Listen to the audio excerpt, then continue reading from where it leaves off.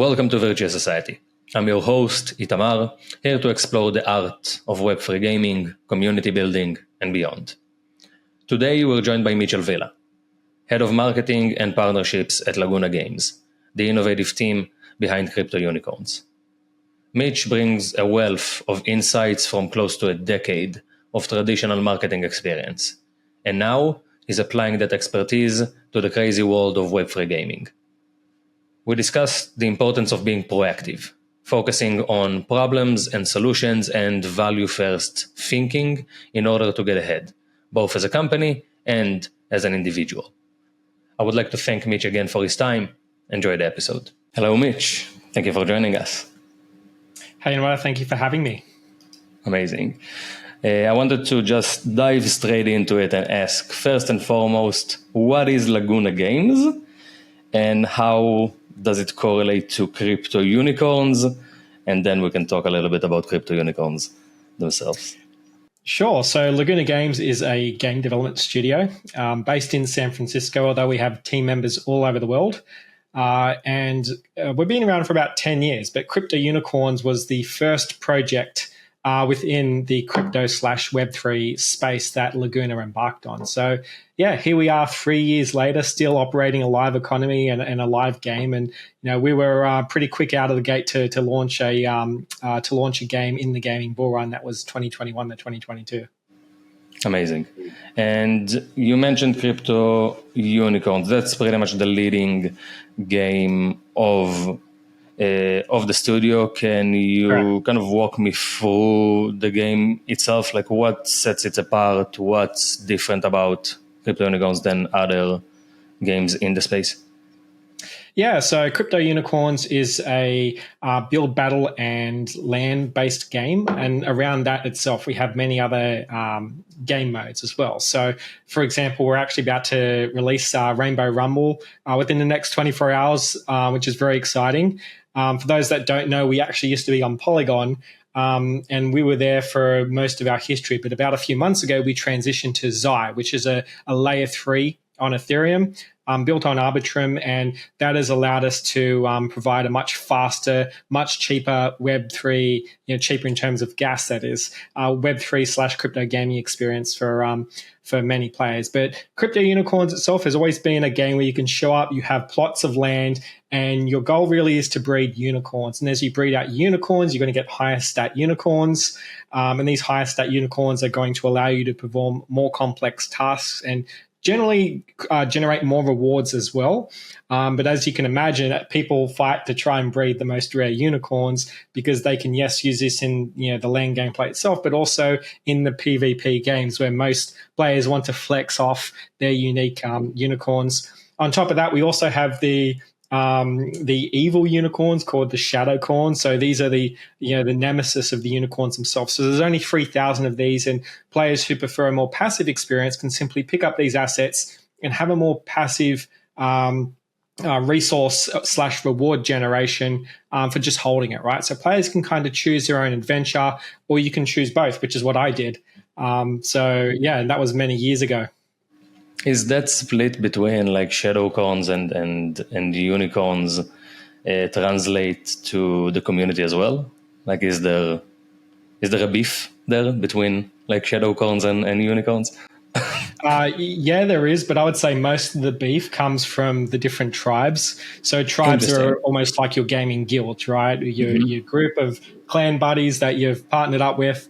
That generally creates the most competition because players are battling it out for other rewards, and some of these tribes have in the past engaged in deceptive tactics to win leaderboard rewards over other guild members. And so what does that mean, deceptive tactics? So for example, so this happened in our first tribe's leaderboard, is that there were two guilds battling it out, right? Two tribes battling it out for first place. And so rather than compete for the number one spot, what the tribe did that was coming second was simply start a new tribe, start building out that tribe. And so then that way they pushed up into the top 10 leaderboard where most of the rewards take place. And so they managed to actually get two top 10 positions and get more rewards than the first number one guild. Yeah, so That's smart. it left people feeling a little bit annoyed and angry. But as you can imagine, this sort of drama is great. It's great Yeah, for sure. engagement for communities. If anything, like we had a vast amount of resources sunk because one of the keys with these, Web3 gaming economies is that you want to try and maximize the amount of resources people are putting back into the game. How do I minimize extraction? And yes, you can have all the game loops that promote that, but nothing is going to get people engaged like a rivalry where they want to beat someone else because there's a sense of pride at stake. And pride means that people will go and do things that can't be forced with game loops, right? Because people now have a vendetta and they want to get revenge, or they don't want to be wrong, they want to win, and so those human emotions kick in, and that's a great business model, right? It's the key of marketing. It's all about engaging with emotions and helping people see value, and this is why crypto is so volatile. It's because people are so emotional, and when people are emotional, they make rash decisions. I love that. Can you share just a little bit more about your role as head of community and partnership? Like what is your day-to-day look like? Why is it critical to Crypto Unicorns and Laguna Games success?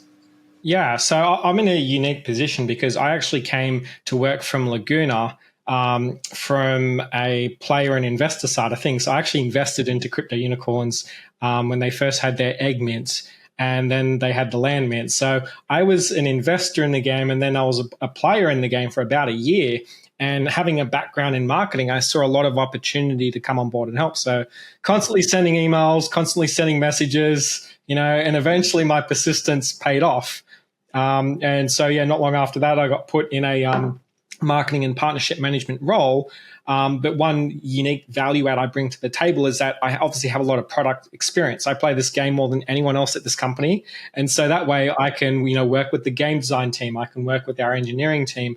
I can work with our product team. I can work with just about anyone because I have that deep level of product understanding that not many people get the chance to develop. So going back to the other part of your question, my daily roles will include things like, jumping on meetings with all relevant team members from all different departments. So that's generally how I start my mornings.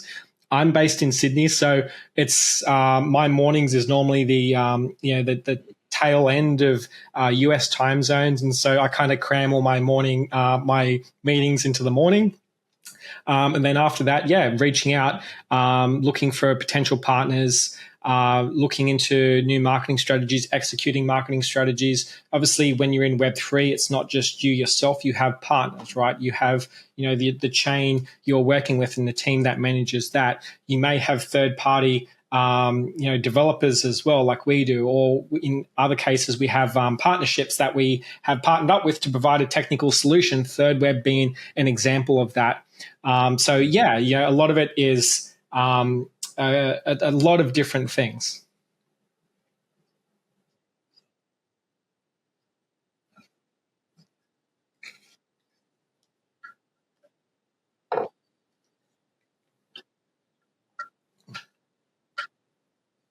Yeah.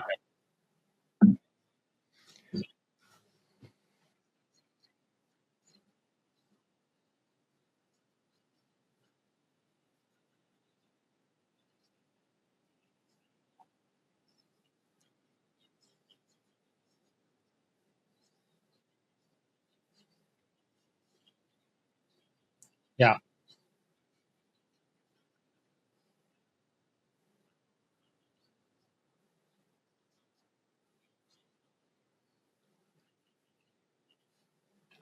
I would say it's for the space itself, it's actually quite common because you have a lot of smart people, you have a lot of passionate people, and you have, in many cases, people who have spent a lot of money on certain products or assets. And so there's a lot of drive, there's a lot of passion, there's a lot of motivation for people to show up. And in my opinion, I think community hires one of the best things you can do because it circumnavigates trying to train someone up in this space, right? And my predecessor before me hadn't had any Web3 experience before. And although I had experience in Web2 marketing, a lot of experience, but imagine coming into this space for the first time, trying to get your head around all the lingo, trying to load up and play the game for the first time. And you got to worry about, oh, well, what tokens do I need? Do I have enough gas? Wait, what's a bridge? How do I bridge my stuff? Oh, no, my wallet got hacked. So it is a lot of friction to get someone from Web 2 to Web 3 and train them up. And, I believe, don't quote me on this, but I believe one of the most expensive things a company can do is try and train someone up, right? Because training people is expensive. It takes time. Not only do you spend resources on training up that person, but you've also got to account for the revenue that you're either going to lose or not be able to achieve, because that person is going to take time to be able to perform at that level that is required to them once they get their knowledge, right? So training people up is an expensive business. And if you can get someone that has largely gone through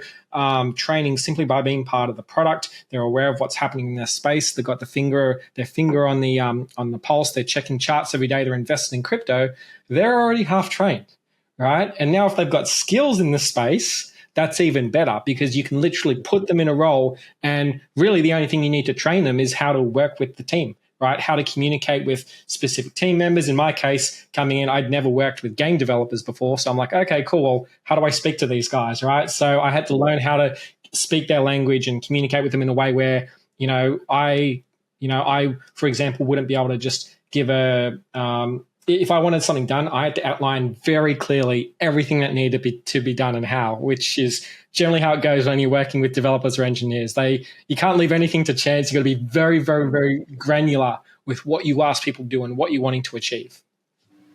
Yeah, I totally agree. And it's interesting because I think part of the space is obviously encouraging, because community is such a leading force, especially in Web3 gaming.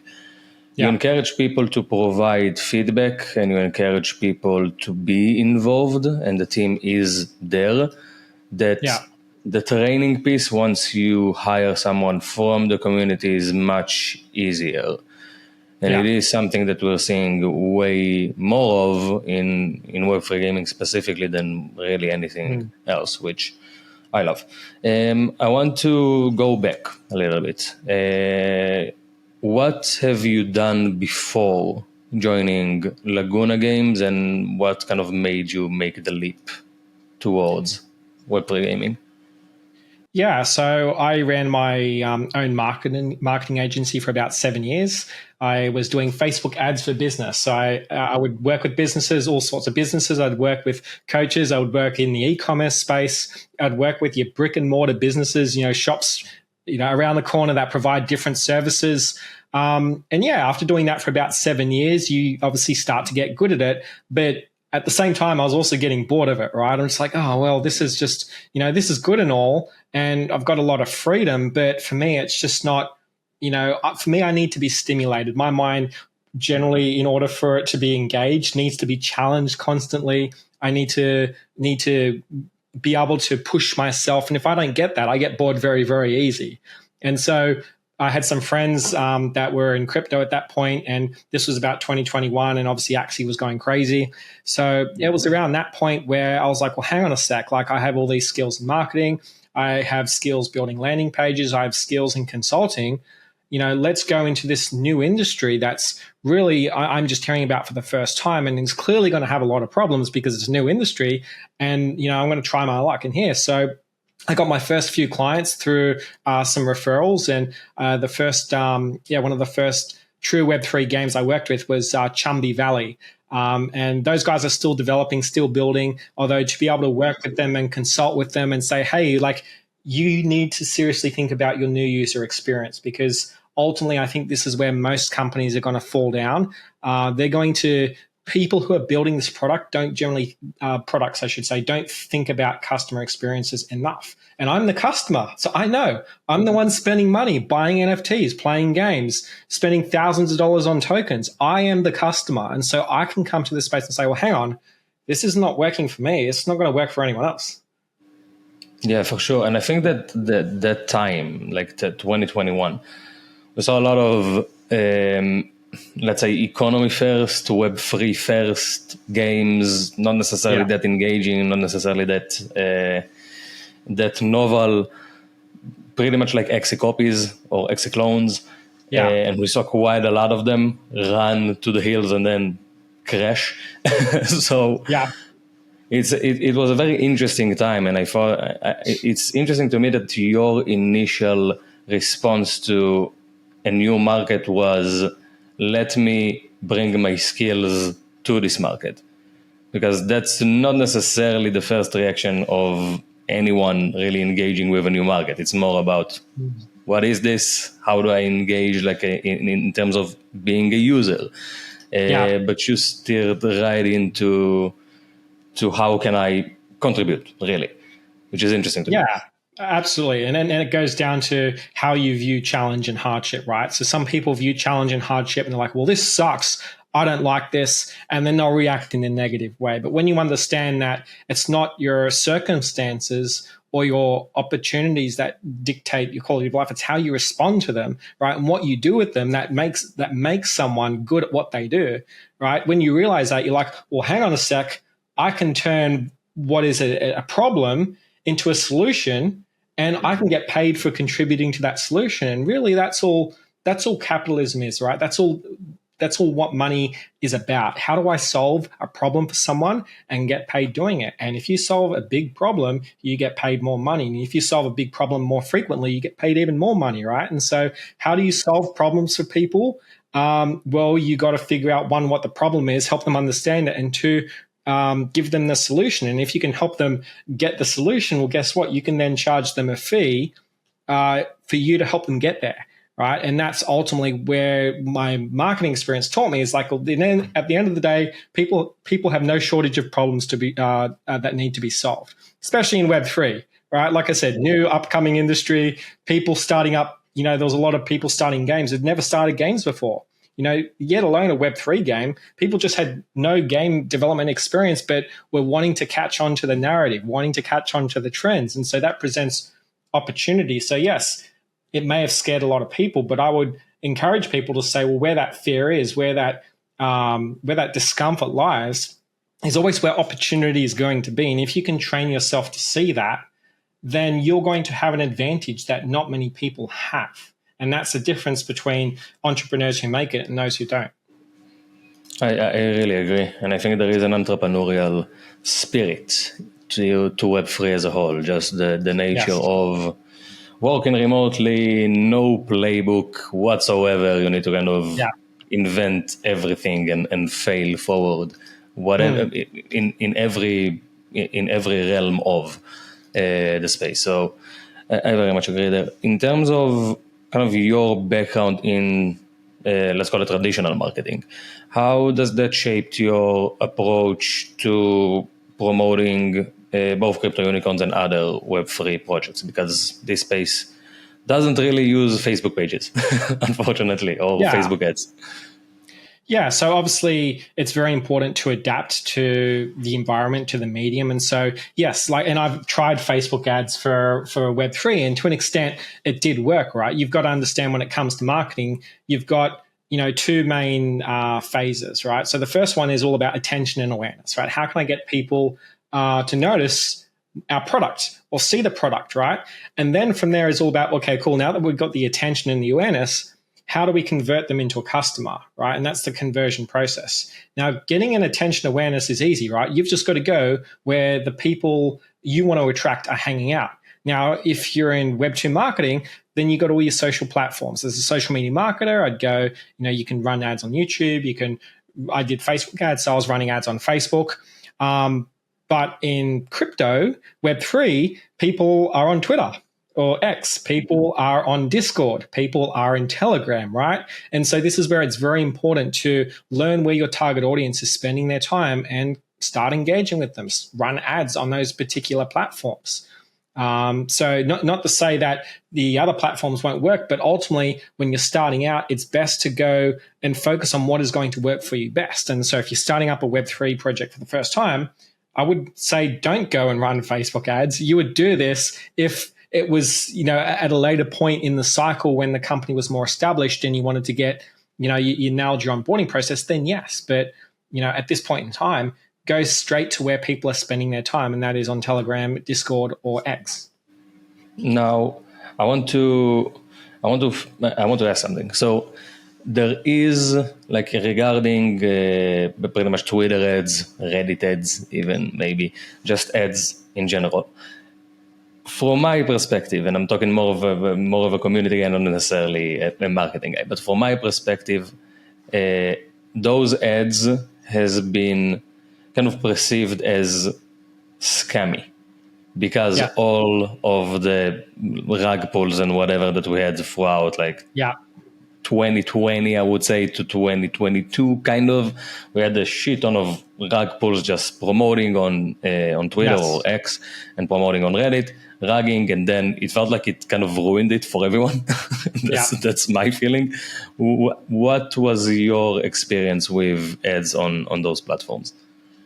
So I've never run ads on Twitter before, but when it comes to running ads on X, well, we simply couldn't run ads. We were a crypto-based project, and our account was banned. Like we just could not run ads. But that doesn't mean you can't advertise on the platform. You just got to think of other ways to do it.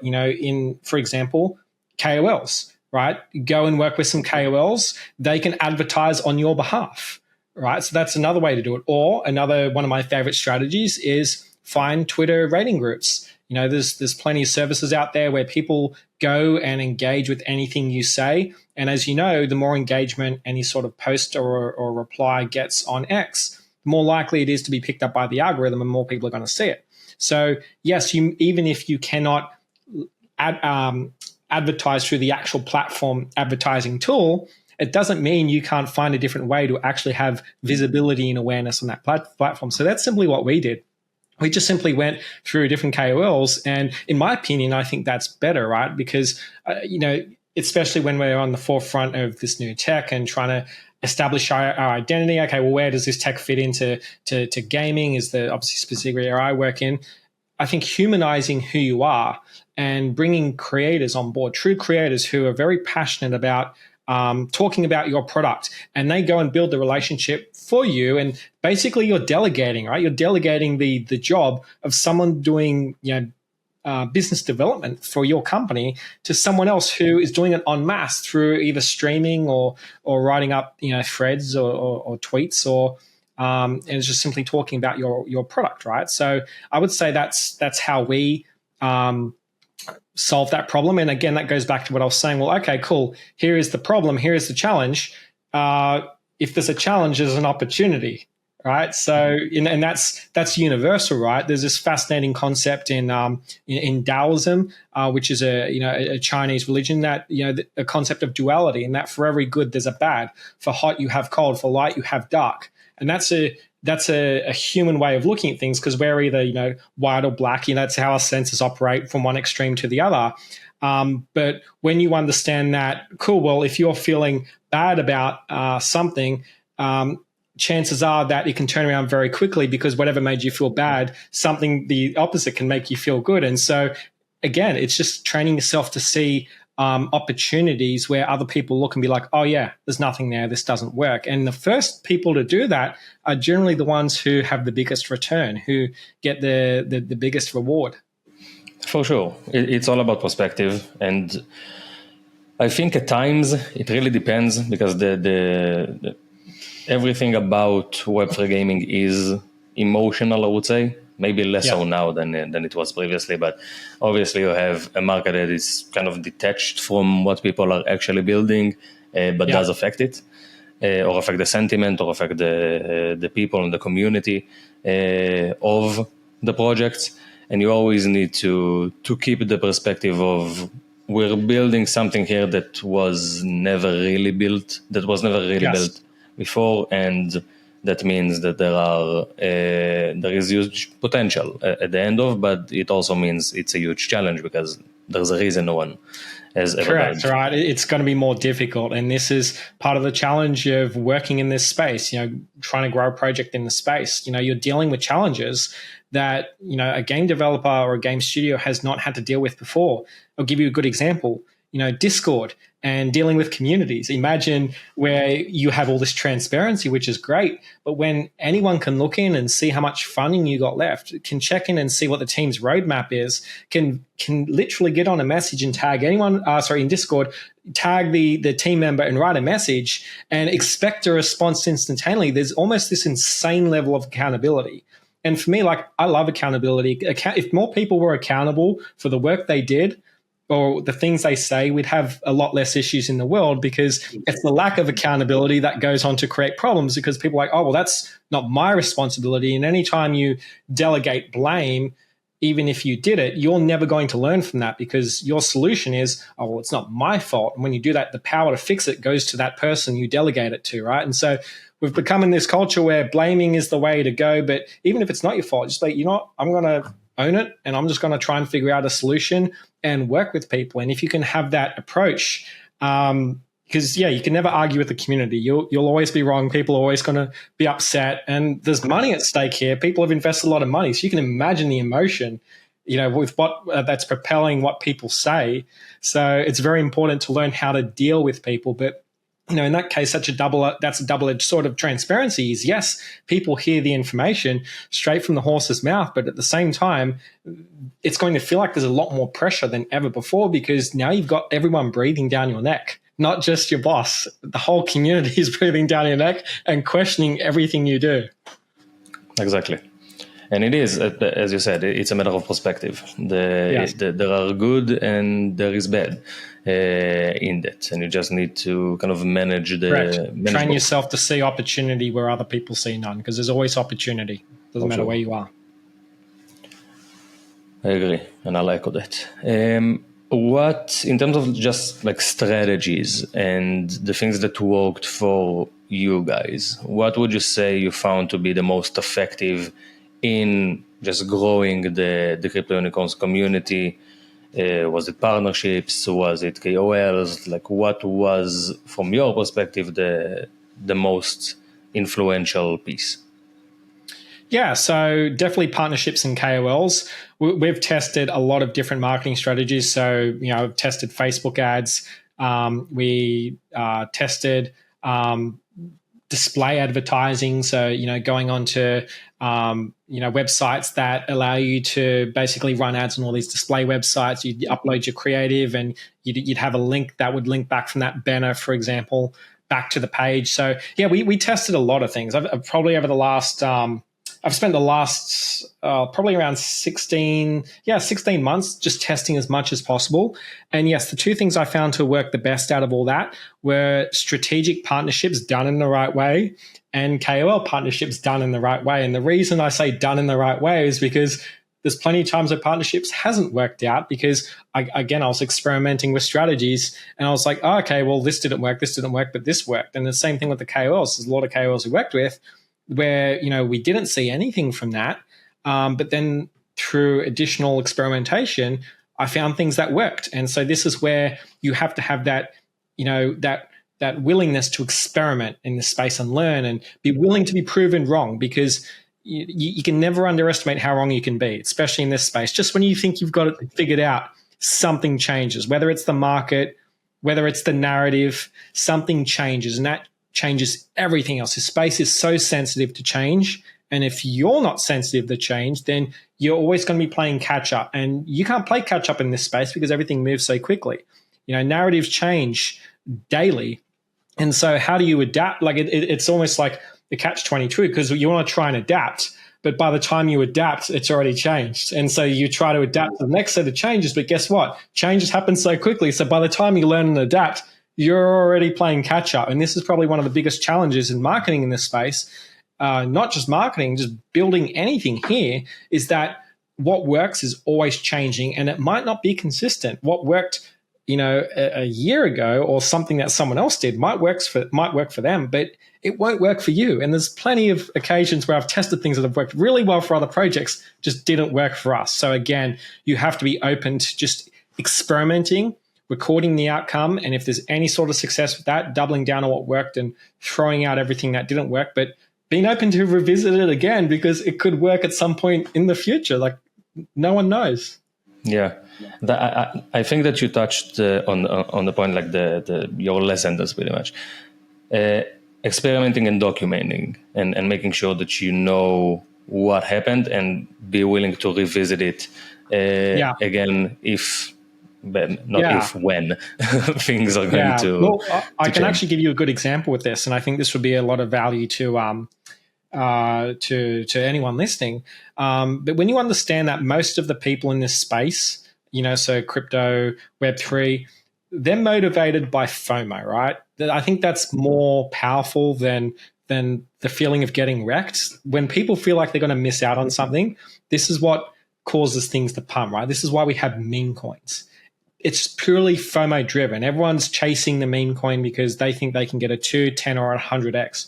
No one would buy a meme coin if they didn't think they were going to get their money back, right? Because there's no utility behind them. So this is proof of the concept, right? And so what's interesting is that when you understand that FOMO is one of the best ways to motivate people to take an action in this space, you're like, okay, cool. Well, how do I create FOMO? And so, for example, with past partnership I did, we gave bundles of NFT assets and tokens away, right? And so we'd have them on our website, and we'd say, all right, cool guys, you're whitelisted to go claim a bundle. The bundle's worth $100, $200. Go claim it, and we'd get 20% claim rate, and we'd be like, oh, that's weird. Everyone's just like not motivated to claim free money. What is going on? They can literally get these bundles, deploy them, and start earning a daily return, and they haven't paid anything. So, we're all scratching our heads. So I'm like, oh, okay, well, next time we do this, why don't we just slap a limit on it?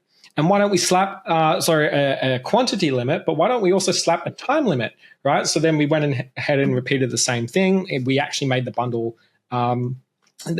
volume much bigger as well. So we're like, okay, cool. Well, we're going to say that there's going to be this amount of bundles, and we're going to tell people that they only have 24 hours to go and claim it, right? 24 hours to go and claim the drop. Otherwise, you're going to miss out, right? Or it's first come, first serve. So I think that's the kicker as well. Like, if you don't take an action, someone else is going to go and take it, and you're going to miss out, right? And that went straight away. That went within hours. We had hundreds of bundles claim within hours, and it would have gone quicker, but we had to manually match up the different classes of unicorns to the different classes of land we have, right? So people could get the most value out of the bundles. So we had to go through an internal process to do that, which slowed down the rate which people could claim. So it would have been much quicker. My point is, we've got a 100% claim rate, and it was the most successful new player acquisition campaign we'd ever done, because we didn't change the product. We just told people how what was going to happen if they didn't get it, or if they didn't claim in time. If you don't claim in time, you're going to miss out. A sense of urgency also. It's a sense of urgency, and that's a timeless marketing tactic, right? 24 hours only, offer, limited time. We see all this sort of stuff. We see it and it's timeless, because this has been around since when advertising was kind of pioneered in the mid 20th century. This is what people started realizing. Oh, cool. Well, anytime I add a limited amount of time on thing, or I discount it and add a discount timer, whatever that is, people are just more likely to take an action. And so we see this every day. When you're in marketing, you kind of see the reason why it's used, because it does work, and it does work really well. Yeah, for sure. And it's interesting that the example that you gave now is very interesting to me, because it's free. Like, you need to just claim it. And I think that also gives you a sense of, I'll do it after. I'll do it tomorrow. Exactly, right. And they forget. We live in this space we're in. Yeah. People are oversaturated with dopamine, right? This is where we're at the moment. Everyone is just exhausted on dopamine, and they see something like, oh, that looks good, but I'm going to go do it later. But if you don't break through that numbness people have because they're essentially overloaded with dopamine, they're never going to notice. So how do you kind of spike that emotion, make them feel something? Well, you've got to use something that's going to invoke a strong emotion. And that's what scarcity or urgency does. It creates FOMO, and that FOMO is the reaction to that. It is the strong emotion you're looking for. And that's the key to marketing. How do I just provoke strong emotions in people? If you can do that, you'd be successful. And this is what a lot of people in the world who are seen as divisive characters, this is what they've mastered doing. This is why they're so good and so popular. It's not because, it's specifically what they're doing is different. It's because how they say it divides people, right? It gets people riled up, or it gets them excited, gets them passionate, gets them angry, but that's still an emotional response. Hence the saying, there's no such thing as bad publicity, right? So, yeah. And it goes back something, I'm not even sure if it correlates perfectly, but that came up to my mind. There was a Dana White clip about UFC fighters. yeah. And he told them, like, if you're walking to the arena and everyone are applauding, great. If you're walking to the arena and everyone are booing, great. If you're walking into the arena and everyone are quiet, you're fucked. Yeah, That's good. where you have a problem. So it's not necessarily even about the emotion itself, the specific emotions. It's just about creating it. And creating exactly. that And that's why someone like Donald Trump is where he is because he knows how to say something that's going to provoke that emotional response. There's a reason why he is where he is. He's a great marketer. Whether you like him or not, you got to understand that someone like him, he's really good at marketing. That's why he's in this position where he influences millions of people. Whether, again, it's not about how you feel to the person. It's the fact that he got a response, right? And isn't that interesting that when you boil it down to that and you realize that's all it takes, then it kind of changes your perception of what marketing is, and that, you don't have to bore people with this long, boring ad, right? Or this boring video. You've just got to spike that emotion in the first few seconds. And that's all it's going to take. It's not about really the information. It's not about communicating information. It's about getting people to feel something. Yeah, feeling. Yes. And it may be a bit scary that the most important thing for a politician in 2024 is to be a good salesman, but it is what it is. That's generally what politicians learn. That's how they get there, right? Yeah, and they're all good salesmen in some way. Yeah, that's kind of that's the game. I want to touch a little bit more about community. So, how does community engagement and how they react to things that you are doing influence the marketing campaigns? So say partnerships and stuff. How is that being taken into account? How do you even track it, really? Yeah, so when it comes to our actual crypto unicorns community, so we have a very strong relationship with our community, and as someone that was community, bred and born as well, I have a strong relationship with many of the players, and so I've always been very transparent with the community. I've always been, willing to say, hey, if anyone has any suggestions or if anyone knows anyone, let me know, because I don't know all the answers. And I think if you can admit you don't know the answers and ask for help, you're actually going to have a much easier time succeeding anything you do, because no one person has the answer. It's never a one-man mission, right? That might be an illusion. People might look at Elon Musk. He's like, oh, he's a one-man success story. No, like he's really good at building teams, right? And finding the right people around him. And that's the key, finding the right people around you. And so I'm the same with the community. Like if there's someone with the community that can provide value, give me some information, perfect. I don't want people to feel like they can't talk to me. And there's plenty of times where I've jumped on calls with the community because they had ideas. I'm like, cool, what's your idea? Lay it out there. And sometimes I've done it. Sometimes I said, okay, cool. Well, it's a good suggestion, but here's where I think it's flawed, or maybe I've tried it before and here's the outcome I've got. On top of that, I also post all the marketing I do. I have a marketing channel inside my inside the Crypto Unicorns Discord, and any marketing campaign I launch or any updates, I'll get on and I'll write up an update and say, hey guys, here's what we're doing, so people know that something's happening. I think the worst thing you can do at any time in this space is be radio silent. Radio silence is the death of a community, because people fart. When they don't hear anything, they panic. If they hear something bad, they don't panic as much. And if they hear something good, they're full on like bullish, right? So the worst thing you can say is nothing. And you have to accept that if you want to build a product, in crypto, you have to do it very closely in cooperation with the community, because it's the community that's making the product, not the other way around. If you lose the community support, you're going to lose your product. You're going to lose your company.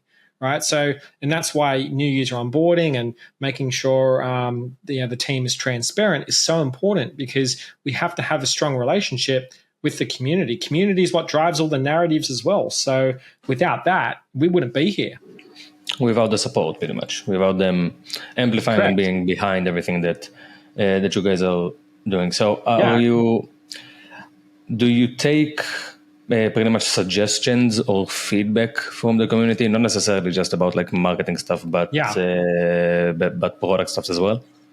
Yeah, absolutely. So obviously I read the chat, the different types of chats we have every day. So we have a general chat, we have a serious chat. We also have forums where people can leave suggestions. After we do a new patch, I'll generally ask the question, all right, guys, like creating a thread, let us know if there's anything in here that you'd like or don't like. And most of our changes have been made based on community suggestions, right? Sometimes at the same time, though, you've got to be like, well, hey, no, you can't do this. Like everyone's just like, oh, well, can't you just make it, can't you just increase the amount of tokens that you give us? Well, no, because you're confusing more tokens with more value. If you give out too many tokens, then you will actually have less value because now you've given out too many tokens. You've created an inflationary dynamic, right? And so the community is not always right, but it's still important to allow them to express that because most of them will be like, oh, yeah, that's a good point. And then you will get some of them that are like, well, no, you're wrong. Like, you don't know anything. Why are you working here? That's normal, right? Anytime you interact with people, you're always going to get someone that's going to be outspokenly critical of what you do. It doesn't matter how good you are at what you do, no matter what you say, you have to be okay with criticism, right? And you have to be okay with managing that because the worst thing you can do is attack back, right? Attacking back is how you get other people now involved, and then it becomes polarizing and always try and avoid polarizing topics and like communities discussion forums like Discord, for example, because it doesn't help anyone and it can go on to create unpredictable feelings and outcomes that could potentially cause damage, long-term damage to both the community and to the reputation of the company. 100%. And I think we have time for one more, so I want to, because I think it ties down well. If you would start kind of all over again in the Web3 space, because we know that we have a lot of people that may tune in to this episode and they want to get involved and they want to get their foot in whatever community, in just the space. If you would start all over again, what would you do differently if there is a thing that you would do differently? Okay, so is this from the perspective of marketing crypto unicorns, or is this from the perspective of an entrepreneur coming into this space and figuring out how to find a career or provide a service in the space? I would say a person that have entrepreneurial tendencies, not necessarily just an entrepreneur, because not necessarily someone who is trying to build their own project, but also maybe want to get involved in another project. Yeah, perfect. So what I'd recommend you do is the first thing you want to make sure you can do is you want to understand this space, right? You want to have your finger on the pulse. You want to understand the narratives. So that's the first thing. Make sure that you're sensitive to everything going on around you, right? That's number one. Then the second thing you want to do is that you want to start to align and associate yourself with products that you like, because I'm a firm believer that it's so important that if you want to be successful at something in life, it has to be value aligned. Because if you're just doing it for money or you're just doing it because it gives you a good title, anytime you have a bad month and you don't get money or you don't get that title, you're going to lose interest, you're going to lose motivation. But if it's something that you're very excited about, maybe it aligns with the value, maybe you like the unknown, right? Or you love to experiment, that's an intrinsic value. Perfect. What role allows me to explore that? All right. So it's very important that you have that value alignment. And when you find the project, for example, what I would go and do is, knowing what I know now, is I would jump into Discord where it's very easy, right, to interact with the team and community members. And I'd start striking up conversations and I'd watch, I'd see what the problems are within that specific company. I'd go look at their, their hiring boards as well, right? Or just even in the Discord, sometimes it's even just worth asking. In the past, I'd submit tickets as well. Hey, I'm just curious, can I speak? Is there someone I could speak with that handles marketing, or just trying to get past the gatekeeper and speak with someone that is an authority? Because that's normally where most people get stuck, right? But ultimately, if you're willing to just jump on a call and provide value, I think that's probably a good start, but you can't just open and say, oh, look, let's just jump on a call and I'll discuss it with you. No, because people don't want to give you their time. They get asked that all the time. I get so many people asking me, oh, can we jump on a call? I don't even know what they're going to offer me, and I can't jump on a call with everyone because I have a job to do. But if they outline to me what it is, what their value proposition is, and I'm interested, I'm going to be like, cool, well, let's just jump on a call. I'll give you an example. Someone messaged me the other day saying that they had a payment tool that allows anyone to pay with any cryptocurrency on any chain for us on Zai. So what that means is that someone could pay for a crypto unicorn with Ethereum on ETH, even though we're a layer 3, right? So basically skipping 2 bridges. You could just simply, cool, I have Ethereum. Here's the token I want to buy. It's on, it's with Zai on a layer 3. And that skips the whole process. I was very quick to jump on a call because to me, that's been a huge pain in the butt when it comes to onboarding people is, getting them contract addresses and giving them bridge instructions. Oh, cool, you got it on Arbitrum. Now you need to go to the Arbitrum bridge and bridge it from Arbitrum to Zai. Oh no, well guess what? You can't bridge it back for 7 days because that bridge doesn't have that functionality yet. So yeah, my point is that be very, very clear on the solution you are going to provide, and nothing gets more.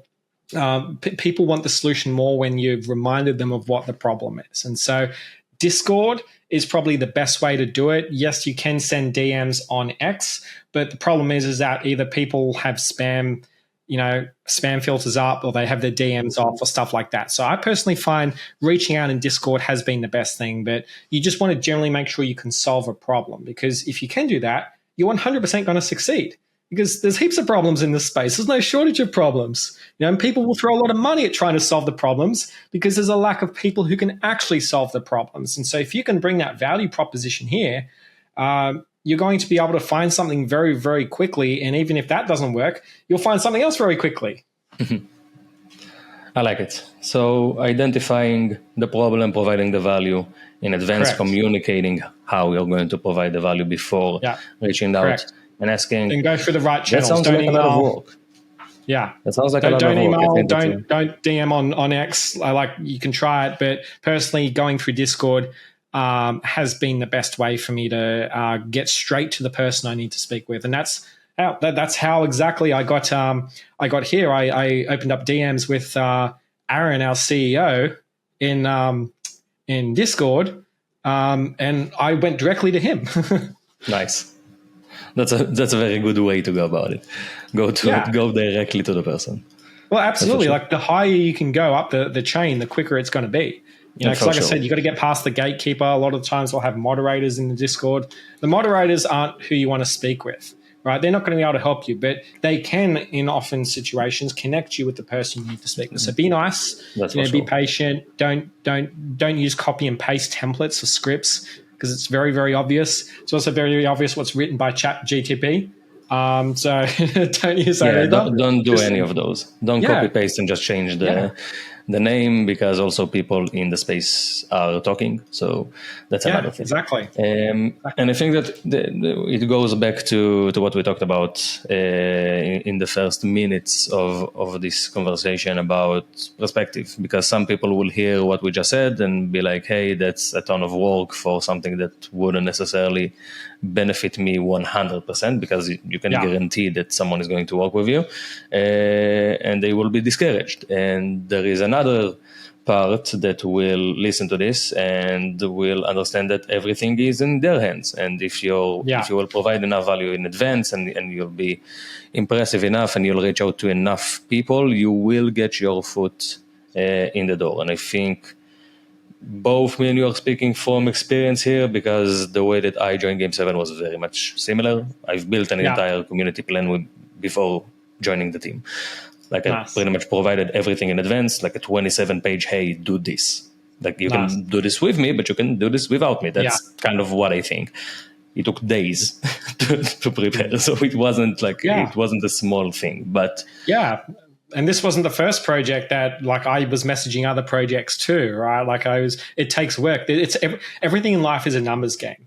Whether it's going on dates, whether it's running a successful business, whether it's, going and trying to get a career everything really is a numbers game, right? And this is where a lot of people look at that and be like, oh, some people get so lucky. Yeah, some people do. But this is where if you play the numbers game and you engage in enough opportunities, engaging in enough opportunity will make you lucky. This is how you make your luck. You keep trying and put as many tendrils as you can out there, and the more you put out there, the more likely you're going to get something, right? So if you're someone who's just like, oh, well, this never works for me because I just can't seem to get a break, I've got bad luck. Well, guess what? Create more situations, create more opportunities. That increases the chance something happens because, yes, luck has a huge factor in people's success, but it's also hard to quantify because it's erratic. It works for some people, it doesn't. But everyone couldn't be successful if they play the numbers game, right, at everything, right? And then this is why having the relationship to opportunity or a lack of opportunity is so important, because a no-limit person looks at anything, goes, well, I'm going to make that work. They don't complain about it. They just make it work. They either make it work or they adjust or pivot their strategy. And that's the key. That's the key to being successful at anything. Yes, and that's the type of people that other people enjoy working with as well. So agree. I want to thank you very much for joining and for all of your insights and for this conversation. We didn't have a chance to go through everything, but that's fine because I'm sure you'll be back at some point and we'll discuss again. Again, I want to thank you for all the contributions also to this space, because I think Crypto Unicorns is an important piece of this space, and we can call you OGs. I think that's fair. Yeah, I think we can say if you survive the last 2 years, I'm going to slap an OG badge on you, because if you're still here, you deserve to be here. You did something right. That's for sure. Yeah.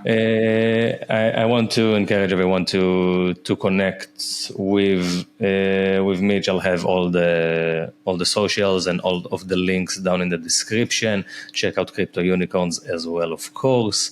And I want to just thank everyone for subscribing, following, sharing, liking, retweeting, reposting, whatever it is, everything that you guys are doing. That is amazing, and it really helps bring this show both to life and to actually improve it pretty much episode by episode. So I want to thank you very much for that, and we'll catch you on the next one.